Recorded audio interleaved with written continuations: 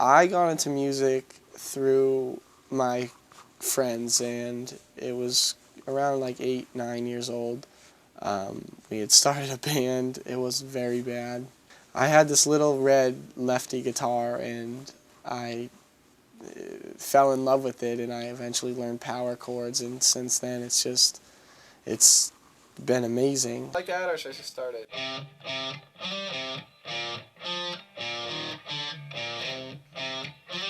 then go into... I would start it with the chord. Start it with this? Start it, but just the first chord.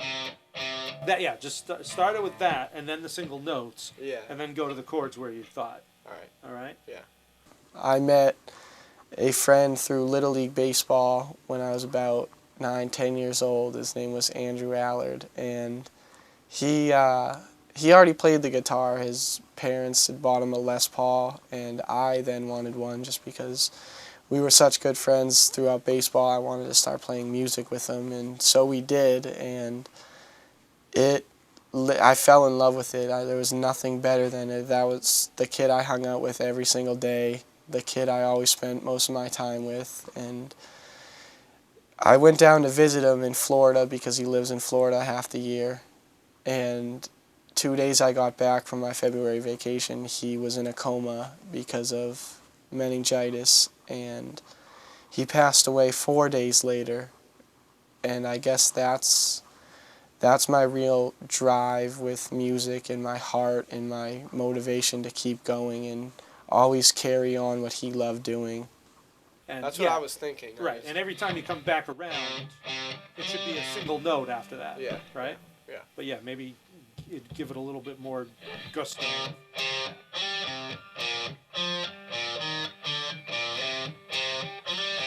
Yeah, it's a cool lick. All right. It's a cool lick. Let's go get it.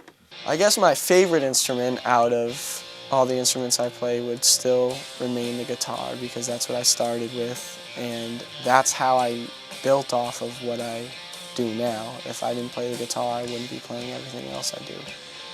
I kind of had a cool little thing going. You know what I'm saying? Yeah, I think it's cool. It's kind of like, do you think I should get a little more gain on this or no? You think it's good where it is? And I'm just missing the bass guitar, and that's why it kind of sounds... I think so. Yeah. Let's hear it. Let me play it. I want to go to music school because, first and foremost, I need an education.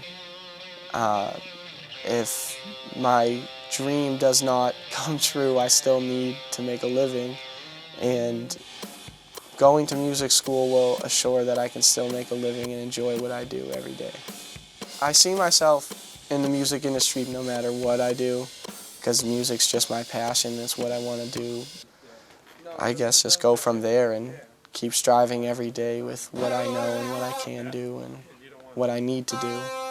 I have a job. I work at Belmont Hall in the city of Manchester, which is just 10 minutes outside of my hometown, Hooksett. I'm a busboy. I make minimum wage and get tipped out from the waitresses. It's a job that's taught me a lot, and mainly to do well in school and don't end up working there for the rest of my life, because that won't get me anywhere. But you know, if you just make that type of motion, it's the less you're moving your hand around, the less chance of error, especially. And it'll just sound more fluent. That's right. I tend to write about life experiences and things I go through and things that actually happen and things that mean something to me in some way, whatever way that is, something that affects me to feel the need to write and feel the need to write a song and produce something that's great. And there's always that girl song. I mean, it's just the way it is. One of the songs I'm working on now is called I Can't Stand Sitting Down. I can't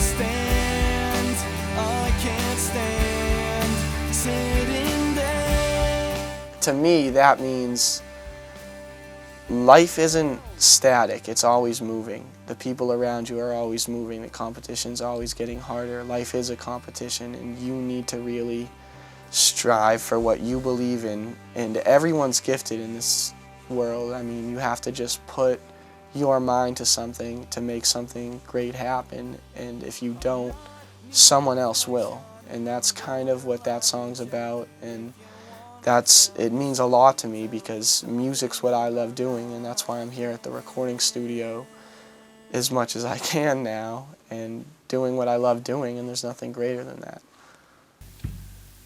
And then I might want to go back into that beginning riff, the now, now, now, now, now. Because that's the only time it really does that riff. All right. Are you going to do that riff with the band or just the guitar? Or? The whole band. All right. Yeah, I would say yes. So I go... Because I do play all the instruments in the band, I do have all the control over how the song sounds throughout the whole entire song. I tend to prefer doing drums first just because I like the rhythm there, and playing along with that compared to a click track is something I have always liked.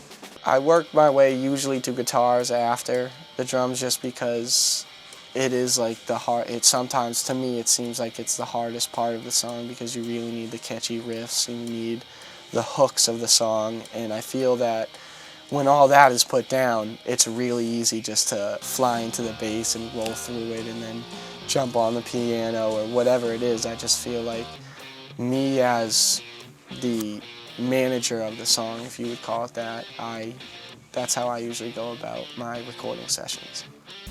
Singing to a full band recording, it's the fullest it could possibly be, is the best way to express your actual vocal abilities and sing with as much strength and as much power as you can. You get the energy from the song, and it helps a lot. Kind of after the second chorus, the chorus is what I'm using to ride. Okay. Going into it? After it. Like, I don't...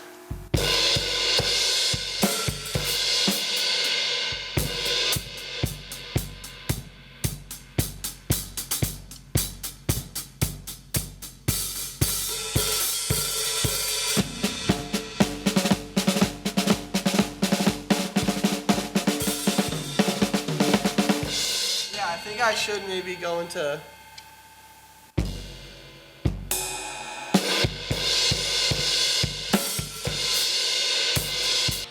Outside of music, I actually have a very busy life. I was involved with the chorus at my school last year.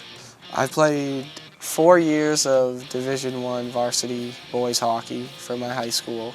I played 3 years of varsity baseball. And I'm a social kid, so I love to hang out with friends and I love to be around people that mean a lot to me. You know when the drums come in the beginning, I was thinking like a down, down, wow, wow, wow.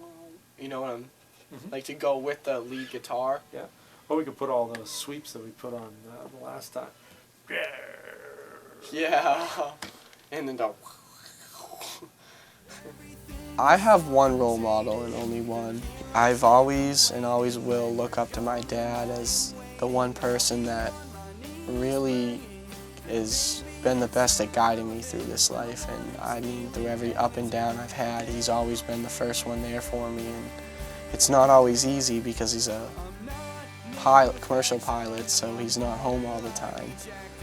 But he's always the one that is there for me, knows me best, knows what to do in my hardest situations, and he's really the only person I look up to in this world.